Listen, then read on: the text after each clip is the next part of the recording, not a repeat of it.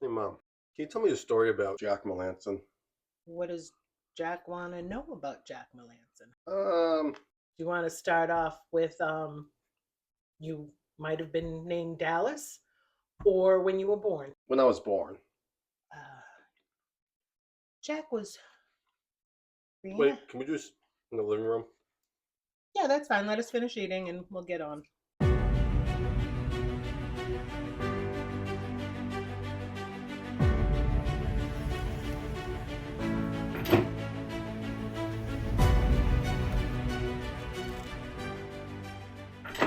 Okay, so Jack was born November 22nd, 2003. 12:22 in the afternoon, 7 pounds, 7 ounces, and I believe 21 inches long. 3.5 weeks early. Did I Three say and a that half yet? weeks early. Yep. Um, we currently were living in Melrose in a condo for about 6 months. And someone said they needed to get a bigger place because we had a child who needed more room. That'd be me. So we ended up in Stoneham. About 18 months old, we realized that Jack was not talking. So we took him to early intervention, which is a state run agency. They diagnosed him with having no expressive language skills or needing help with expressive language skills. So at that point, we started going to early intervention every week. And I'm not sure if it was once a week, twice a week. They did speech therapy, playing groups with the kids, trying to get you socializing and talking. And then at the age of 3, the town of Stoneham takes over. So Jack started preschool November 22nd, 2006. It was June, the summer of 2007. We ended up at Children's Boston with a neurologist who specialized in speech. So he, at that point, diagnosed Jack with apraxia, which is basically a short from here to here, not being able to talk, form words. So we started teaching him sign language and 2 more years of preschool. We started seeing a student, Tara, at Mass General. We went to see her every week on a Wednesday for about 3 years, 2 years, 3 years. It was Yeah, a it was a long while. time. And she would work with Jack, trying to get him to form words. They had this blue stuffed animal that was called a thib. I'm not entirely sure why it was called a thib, but that was their thing. In the interim, we signed up at Mass General in Charlestown for services there once a week. They hosted students that were in classes, college classes, for speech and language and special ed for kids. And we went there every week for, I'm thinking 2 years. Um, but everything started to get like a little crazy after preschool. First grade, we were at Robin Hood in Stoneham, and we had his IEP meeting at the beginning of the year, um, kindergarten. And it was his kindergarten teacher who really pushed for Jack, knowing that he needed a lot of extra help. In elementary school. He was a part of our kindergarten class from Miss Callahan was the teacher. So during when our first interactions when we met in class, there were a lot of times where Jack would be taken from the class, escorted out by another teacher. We kind of lacked a lot of social interaction with him during those prime years of making friends initially when you're first in school. At that point, that they had kindergarten. If you wanted full time, you had to pay for it, but Jack needed that extra help. So we did end up paying for it and then fighting for the school, saying, he needed to be here. It wasn't, a daycare for us. So his kindergarten teacher pushed for it, and we only paid for half of the year. The rest of the other half, the school actually paid for the full time. And where does that take us? First grade. So, first grade, at the beginning of first grade, we had his IEP meeting. We brought in a developmental pediatrician. And at that point is when the dyslexia kind of came into effect, or diagnosed with that with her. We told the school that he needed to be moved out and put in special ed and have someone with him all the time. He still wasn't talking. Everything was mixed with the dyslexia. There wasn't any memory or rapid retrieval going on. And the school at that point said, no, he doesn't need to be moved. He's fine here. By the end of the school year, the school was Robin Hood. Nope, sorry, can't help him here. We're going to send him off to Central School. At that point, that is when we obtained a lawyer, a special ed lawyer. So Jack's first year, second grade, first new school, we had the bus. The bus picks him up for his first day of second grade in his new school with his new special ed teacher. Want that one? And I happened to get a call about 8:30 that Jack had been dropped off at the middle school. So I was speaking to Mr. Banos, who was the principal at that time, and he was nice enough to take Jack over to the Central School in Stoneham, where it's right around the corner from the middle school. So we got that corrected rather quickly, but it gave us a good opportunity to meet Mr. Banos, who was the, like I say, principal at the middle school, and he was still there when Jack ended up getting up into the middle school. So second grade starts, and everything's fine, going good. With his special ed teacher, they actually did a presentation on their idol, or who they wanted to be when they grew up. I'm not entirely sure. And Jack was Larry Bird. It was the cutest thing you've ever seen, and it was probably the first time where we saw him vocalize, that he could speak and hold a conversation.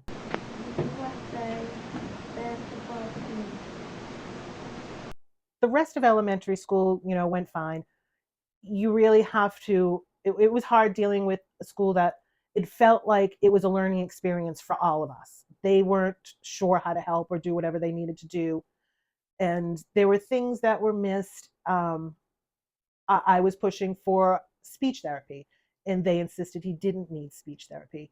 I thought there was something up with occupational therapy, because he wouldn't climb anything. You go to the park, and there was no climbing of structures or hanging off the structures or anything like that. It was just walking up the steps and going down the slide, and that was it. There was no climbing involved there. So I was worried about occupational stuff at that point too. And our lives literally revolved from going from appointment to school to therapy to anything else we could go to get as much help that we could get for him. So yeah, Jack was, like I say, going to all of the different classes, and then after class he had to go for special testing, and it was a lot. So getting Jack into his social skills was a big thing that we wanted to do. So it happened to be one night I got a call from a friend who was coaching soccer and asked if I would assist him. So not knowing much about soccer, I reluctantly agreed, and it ended up being a great thing. We went down there. Jack, since he had testing and other classes he had to take, he didn't get to see his friends a lot. So at nighttime he got to play 3 or 4 nights a week. We went out for practice, and I think you actually took him over to karate, even with one of his friends for a while. That started about 4th grade. Yeah, I was adamant he needed to defend himself, because I have a child who can't scream for help. That 30-second delay or 10-second delay in his brain to get what he needed to get out of his mouth, I didn't think or feel comfortable with it. So karate started up to see if he can get a little bit on defending himself if need be.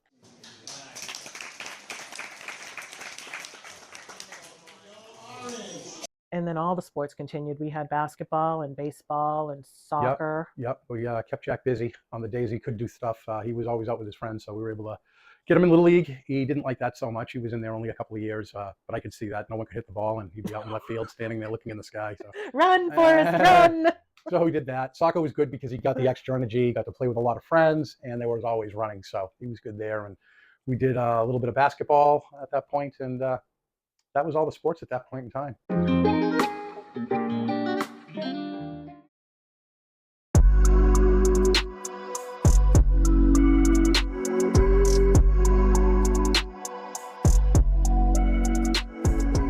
So as Jack got into later in his elementary career and starting into middle school, as Patrice mentioned, we had to hire a lawyer to advocate for Jack.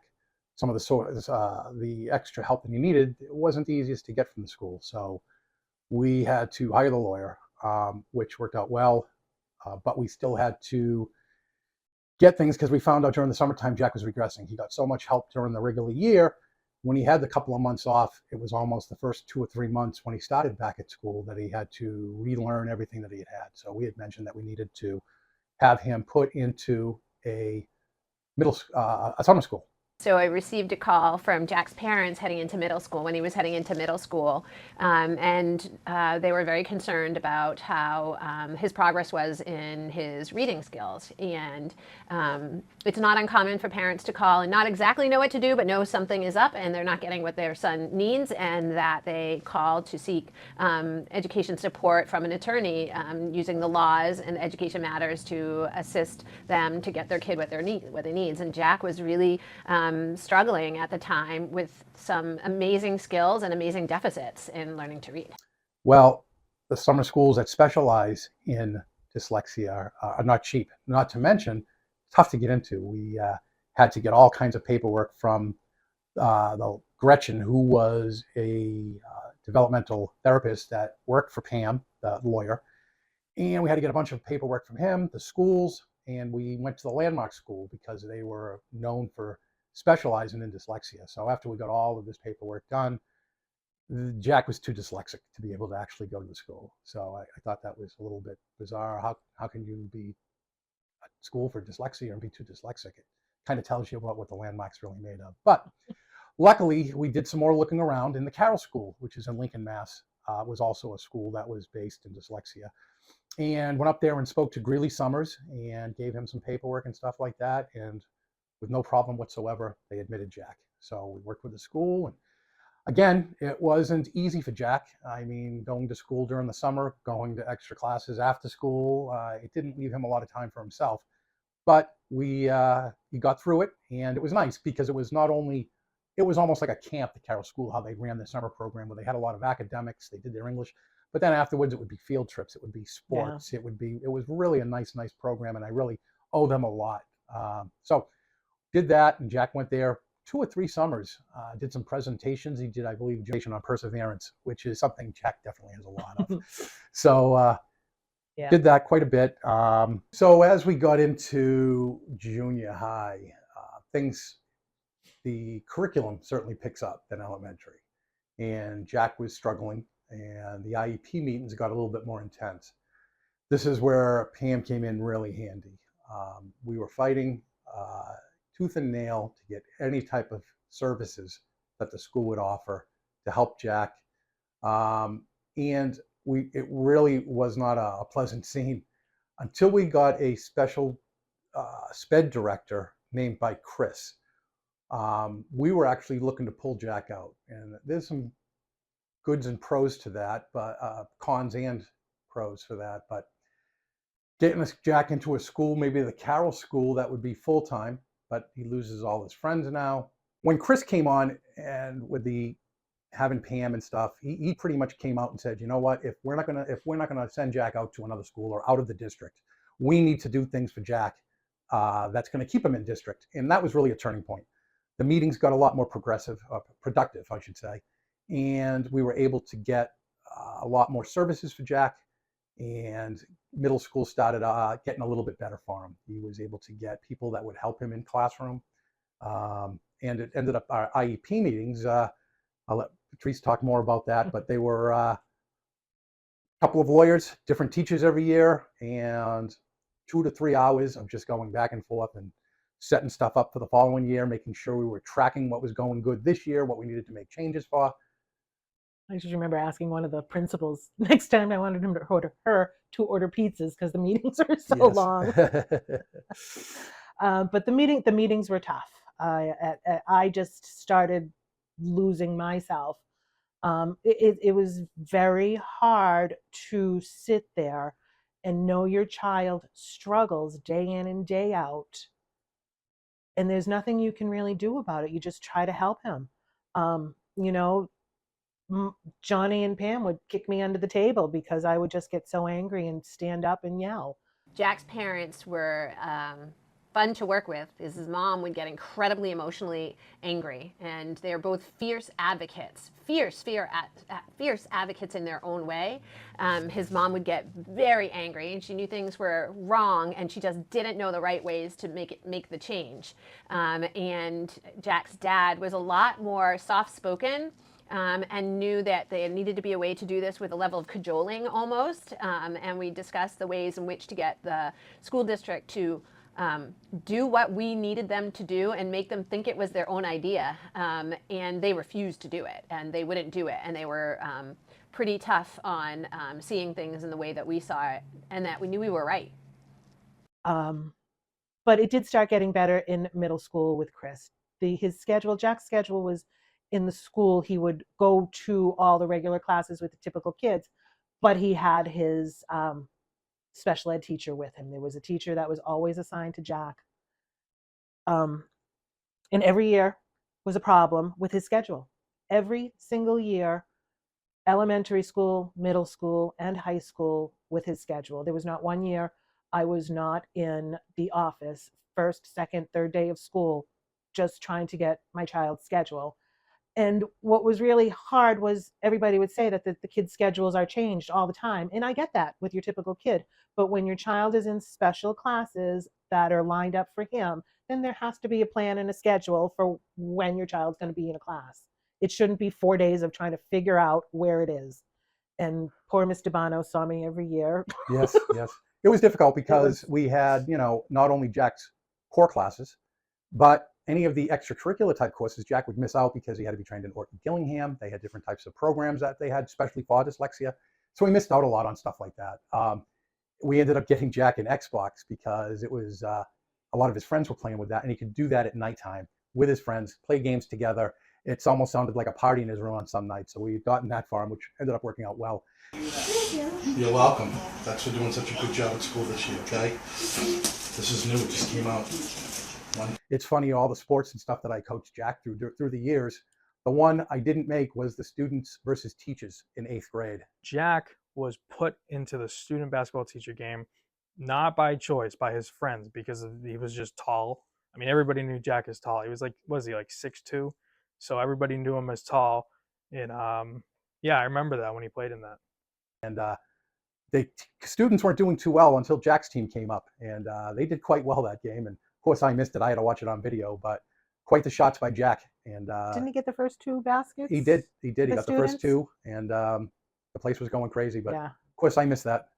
I go to all the others. yeah. I missed all the others. I had to work.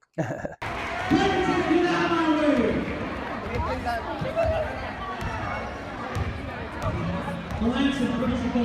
Melanson, stop! Box!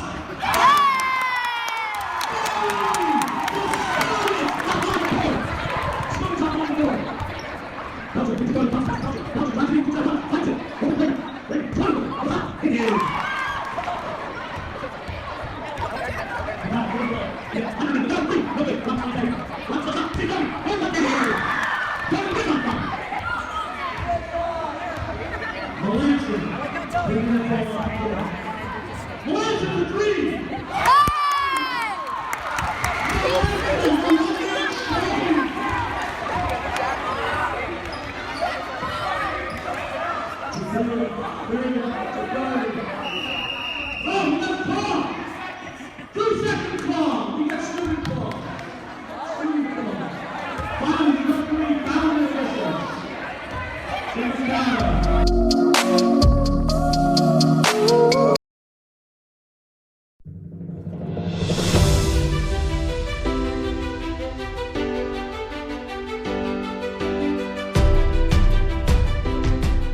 So that takes us pretty much to high school, 9th grade.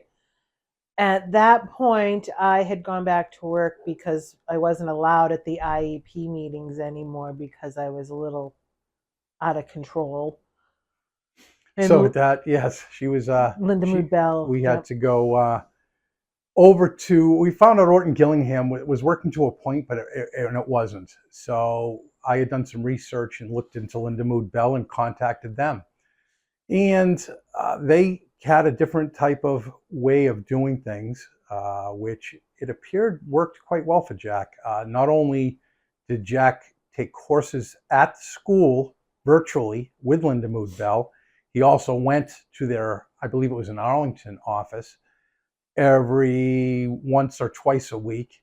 And they came in and taught all of the teachers how to teach in the Linda Mood Bell. And that really made a big, big difference. So Jack was, can I say lifelong student of Linda Bell, pretty much. So when Jack came up to the high school, his teachers were all trained in a program called Verbalizing and Visualizing. And not just special ed teachers, but his gen ed teachers as well. Part of my job was to co-teach in the classes that Jack was in. So I followed Jack to all his core subjects: math, English, history, and science. And then we weaned off as he got older. And it was really only English that you needed the support in towards the end.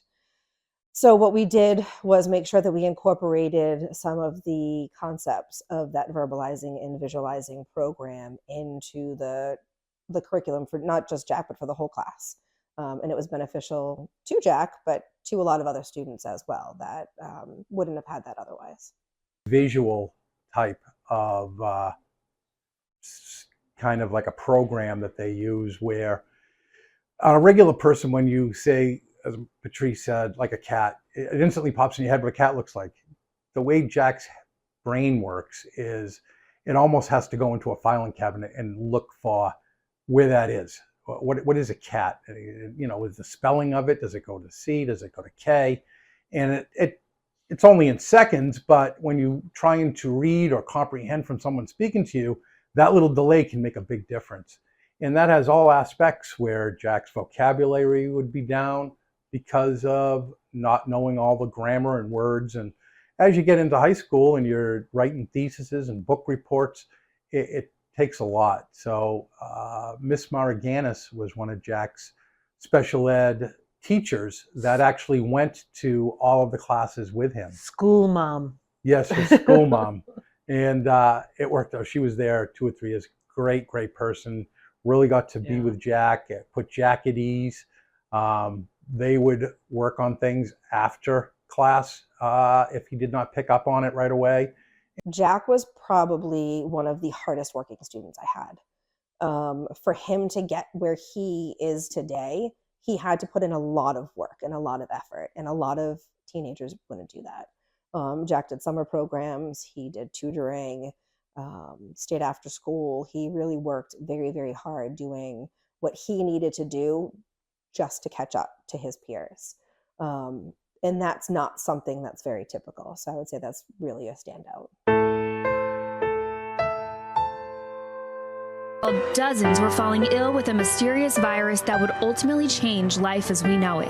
Chinese health authorities are still working to identify the virus behind a pneumonia outbreak in the central city of Wuhan. At least 59 people are believed to have been sickened by the new virus. Tonight, U.S. airports on high alert, screening passengers for symptoms of a deadly new virus. Very concerned. Now that you brought it to my attention, I'll stay away from most people. Some tough times came across when COVID came. There was, you certainly couldn't have 30 kids in a classroom anymore. So there was the opportunity to have Jack go and take some of his courses. And what they did was they split the school into either an A or a B. And that would minimize the amount. They were able to space out the chairs, the desks, so that kids weren't on top of each other in case someone did have COVID, the whole school wouldn't break out in it. While there was also an option C.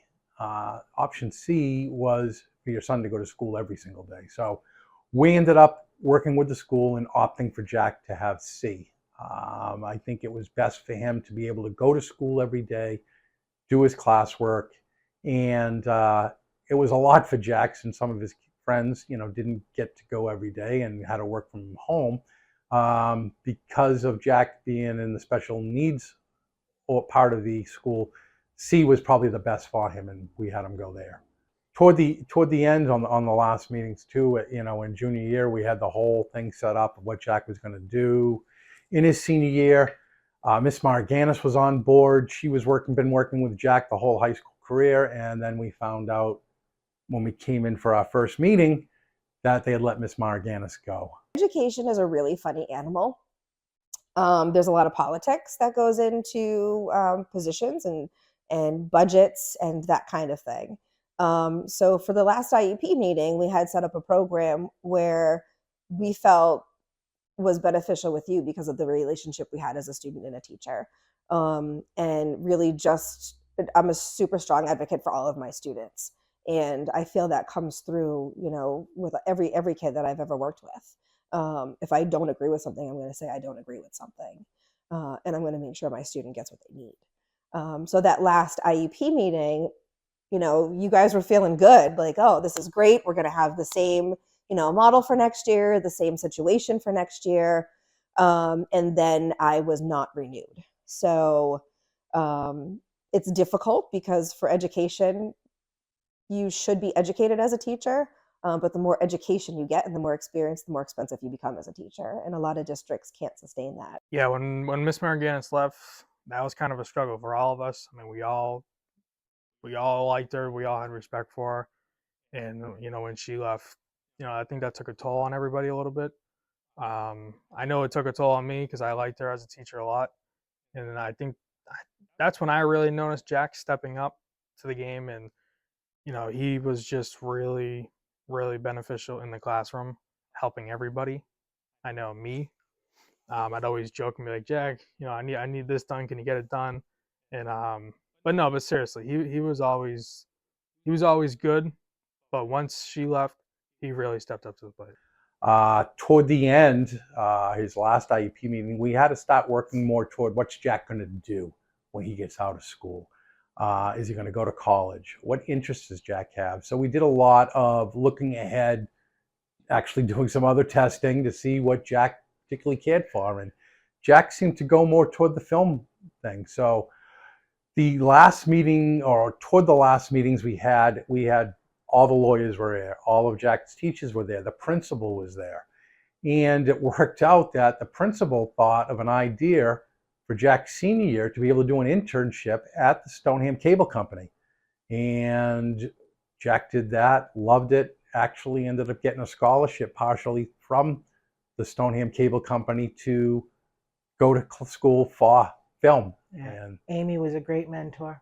yeah, she was great. And Mr. Lombardi was the one that came up with that, and really could thank him enough. And, you know, besides Pam being there, the school's attorney, Nancy, really was a great help also. Toward the end, we all came together.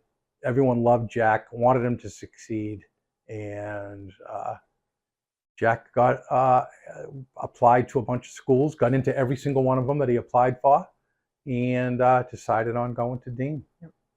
It's 12 years of IEP meetings, and the only 4 people that were the same were the 2 lawyers and us 2. Every single meeting seemed to be a whole different bunch of folks just trying to help Jack out and take him to where he needs to be, and typical with the other kids.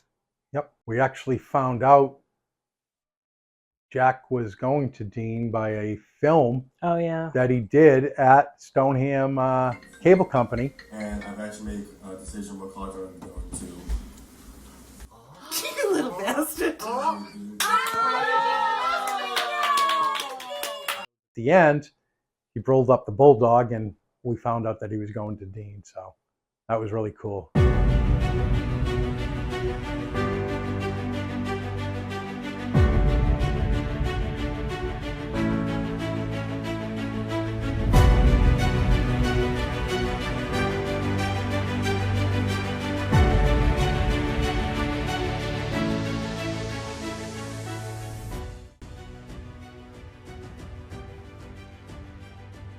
Patrice and John Melanson, Mom and Dad, thank you for all the sacrifices you've given me and all the support you've given me, even though it wasn't even easy. The love and guidance have strengthened me today, and I'm forever grateful for the lessons you've taught me. Lessons about resilience, kindness, and even believing in myself.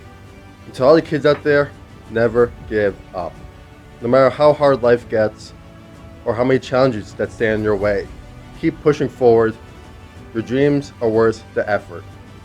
And you are capable of many things and you don't even know it. Stay strong and believe in the amazing future that you are going to build.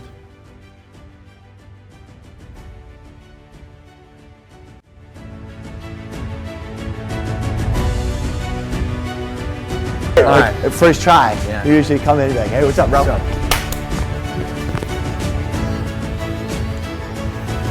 toss them down like that. And then you toss them down like that. It's as simple as that, you know. We've done that one in public too a bunch of times. Oh, we have. That always gets a people great love that reaction. People please subscribe. I'm trying to get in. These are my parents. Thank you guys for watching. See you next time. Bye. Bye. You shouldn't have came in here.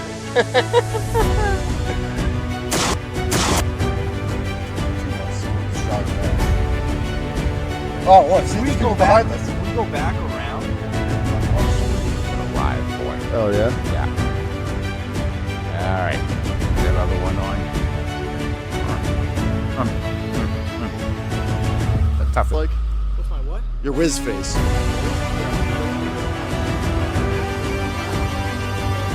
This doesn't. You want to try doing a Zoom? Yeah. Or two that I was not able to before. Have something that staying busy. What would you say like is the top program? Very much, yeah. And then, yeah, I'm excited to see Craig. I'm excited to see his plane. His new paint job is really nice in terms of the plane. And he's just a great guy. And I'm really excited. Yeah. How we doing?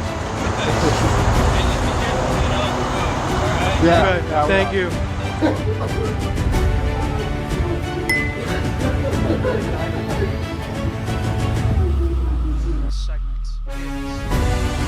Jack Melanson, student on the street.